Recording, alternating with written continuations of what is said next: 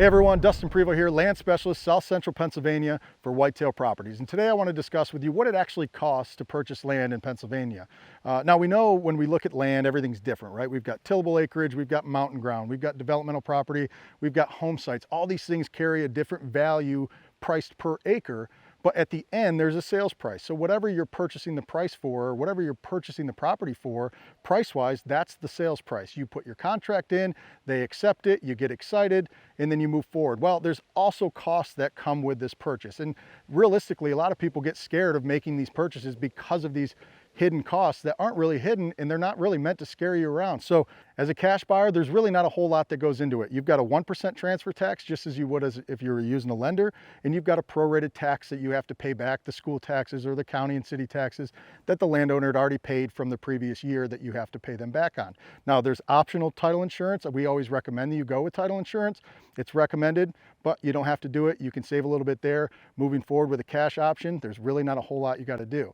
Now, if you're using a lender, there's usually some additional cost, but that's a cost of the lender. If you're using somebody else's money, they're going to charge you for it. So what types of costs are endured with those? Well, let's start with the down payment. Usually 10% to 20% is what's going to be required. And that's because if you're going to foreclose on anything, is it going to be your residence, your primary residence, or is it going to be the piece of land that you just bought? Probably if you have one or the other, you're going to foreclose on the piece of land first. So there's a bigger down payment to create that equity so the bank makes out in the end. So expect that. 20% is pretty common.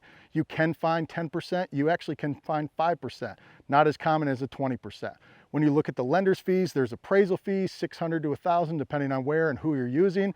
There's required title insurance that you have to go through.